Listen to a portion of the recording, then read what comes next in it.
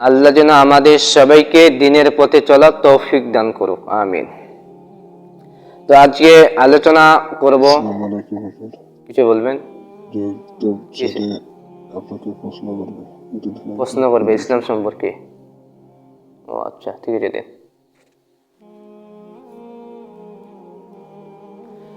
তো আজকে আমরা আলোচনা করব প্রশ্ন এবং উত্তর। আমাদের যুব সমাজের মাথায় অনেক প্রশ্ন আসে, তো আমরা সেই প্রশ্নের উত্তর খুঁজে পাই না। তো আজকে আমরা এর সম্পর্কে জানব। তো আজকে একজন প্রশ্ন করেছে, আপনাদেরকে শোনাই। সম্মানিত দিনী ভাই, আপনারা সবাই মনোযোগ সহকারে শুনবেন।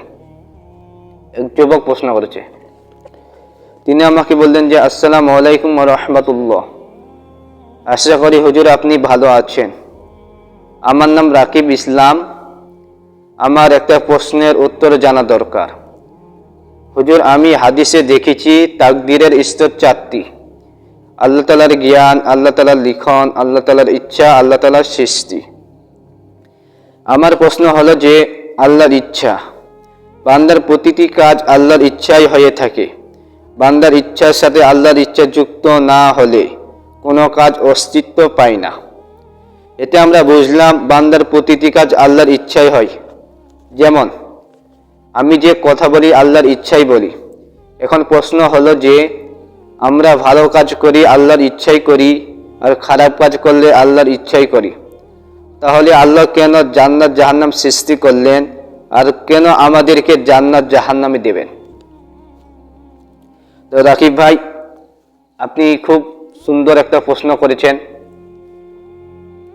যে প্রশ্নের উত্তর আমাদের অনেকের জানা নাই যুব সমাজের। তো আমি আজকে আপনাদের সেই প্রশ্নের উত্তরটা দিচ্ছি। আপনি খুব চমৎকার প্রশ্ন করেছেন। তো আমরা ভালো কাজ করি আল্লাহর ইচ্ছাই করি, আর খারাপ কাজ করলে আল্লাহর ইচ্ছাই করি। তাহলে আল্লাহ কেন জান্নাত জাহান্নাম সৃষ্টি করলেন, আর কেন আমাদের জান্নাত জাহান্নামে দেবেন? আমি আপনাদেরকে একটা ফর এক্সাম্পল বলি, মনোযোগ সহকারে শুনবেন। আপনি এক স্কুলে পড়াশোনা করতেছেন। ওই স্কুলের মধ্যে 3জন মেধাবী ছাত্র ছিল, ভালো স্টুডেন্ট ছিল। এখন 2টা ছেলে খুবই পড়াশোনা করতে পারতেছে, আর একটা ছেলে পারতেছে না। এখন 3 ছেলে এসএসসি পরীক্ষা দিবে। এখন তাদের শিক্ষক বলল, রাকিব পাস করবে, রহিম পাস করবে, আরাফাত ফেল করবে। এখন এসএসসি পরীক্ষা দেওয়ার পর এখন আমরা দেখলাম যে স্যার বললেন রাকিব পাস করবে, আরাফাত ফেল করবে, রহিম পাস করবে। এখন এসএসসি পরীক্ষা দেওয়ার পর আমরা দেখলাম আরাফাত ফেল করার কথা, সে পাস করেছে। রাকিব পাস করার কথা, সে পাস করেছে। রহিম পাস করার কথা, সে ফেল করেছে। এখন আপনি কাকে দোষ দিবেন? শিক্ষকের দোষ দিবেন না ছাত্রের দোষ দিবেন? বলেন। শিক্ষকের দোষ দিবেন না ছাত্রের দোষ দিবেন? ছাত্রের দোষ দিবেন, কারণ ছাত্র বলে দিচ্ছে ও ভালো স্টুডেন্ট, সে ভালো পড়াশোনা ভালো করতেছে, সে পাস করবে। এখন পরীক্ষা দেওয়ার পর দেখলাম যে পাস করার কথা সে ফেল করেছে, আর যে ফেল করার কথা সে পাস করেছে। এখন কার দোষ দিবেন? শিক্ষকের না ছাত্রের দোষ দিবেন? ছাত্রের দোষ। তো আল্লাহ তাআলা বলে দিয়েছেন কোনটা ভালো কাজ কোনটা খারাপ কাজ। আল্লাহ বলেছেন তোমরা সৎ কাজে আদেশ দাও এবং অসৎ কাজে নিষেধ করো। ফামাইয়া আমাল মিসকালা জাযাতিন শাররাই ইয়ারা ফামাইয়া আমাল মিসকালা জাযাতিন খায়রাই ইয়ারা ওমাইয়া আমাল মিসকালা জাযাতিন শাররাই ইয়ারা। যে ব্যক্তি অনুপরিমাণ সৎ কাজ করবে সে তার আমলনামা কাল কিয়ামতের দিন দেখতে পাবে, আর যে ব্যক্তি অনুপরিমাণ অসৎ কাজ করবে সে তার আমলনামা কাল কিয়ামতের দিন দেখতে পাবে। আল্লাহ আমাদের বলে দিয়েছেন কোনটা ভালো কাজ কোনটা খারাপ কাজ। এখন বলেন, নামাজ পড়া ভালো কাজ না খারাপ কাজ? ভালো কাজ। তো আমরা নামাজ পড়ি না, কার দোষে পড়ি না? আল্লাহর দোষে পড়ি না, নিজের দোষে পড়ি না? নিজের দোষে পড়ি না। এখন নেশা খাওয়া, এখন সুদ খাওয়া হারাম আমরা জানি, তারপর আমরা খাচ্ছি, কার দোষে? নিজের দোষে না আল্লাহর দোষে? নিজের দোষে। এখন মানুষের সাথে দুর্নীতি করতেছি, আমরা কি নিজের ইচ্ছা করতেছি না আল্লাহর ইচ্ছা করতেছি? আমরা জানি কোনটা ভালো কাজ কোনটা খারাপ কাজ, তারপর আমরা ওই খারাপ কাজটা করতেছি। কার দোষে করতেছি? নিজের ইচ্ছায় করতেছি, নিজের দোষে করতেছি। এখানে আল্লাহর কোনো দোষ নাই। আশা করি আপনি আপনার উত্তরটা পেয়ে গেছেন।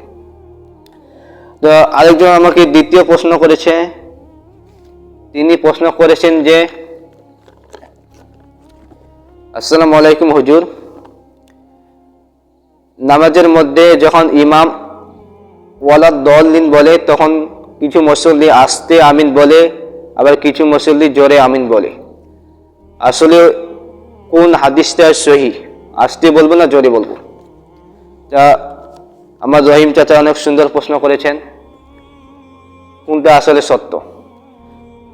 আবু হুরায়রাতে বর্ণিত রাসূল সাল্লাল্লাহু আলাইহি সাল্লাম বলেন, তোমরা ইমামকে অনুসরণ করো। ইমাম যখন আল্লাহু আকবার বলবে তখন তোমরা আল্লাহু আকবার বলবে, আর ইমাম যখন কেরাত পাঠ করবে তখন তোমরা চুপ করে শুনবে। আর ইমাম যখন ওয়ালা দলিন বলবে তোমরা সাথে সাথে আমিন বলবে। কি বলেছেন? আবু হুরায়রাতে বর্ণিত রাসূল সাল্লাল্লাহু আলাইহি ওয়াসাল্লাম বলেন, ইমাম যখন ওয়ালা দলিন বলবে তখন আপনি কি বলবেন? আমিন বলবেন। এখন আমি যদি আপনাকে প্রশ্ন করি, এই রহিম তোমার নাম কি? হ্যাঁ, তোমার নাম কি বলো? রহিম খান। সে কি বলবে? আমার নাম হলো রহিম। আমার নাম হলো কি? রহিম। সে কি আস্তে বলেছে না জোরে বলেছে? সে স্বাভাবিকভাবেই বলেছে। তিনি স্বাভাবিকভাবেই বলেছে, তিনি আস্তেও বলেননি এবং জোরেও বলেননি। তো আবু হুরায়রা বলতে রাসূল সাহেব বলেন, ইমাম যখন ওয়ালা দলিন বলবে তখন তোমরা সাথে সাথে আমিন বলবে। এখানে আস্তে আর জোরে নিয়ে কথা নেই। আমি যখন ওয়ালা দলিন শুনবো তখন আমরা সাথে সাথে আমিন বলবো। এখানে আস্তে আর জোরে নিয়ে কোনো কথা নেই। আসলে আপনি আপনার উত্তরটা পেয়ে গেছেন। তো আরেক ভাই প্রশ্ন করেছে, তিনি প্রশ্ন করেছেন যে, আসসালামু আলাইকুম হুজুর, নামাজ আমাদের জন্য ফরজ আইন।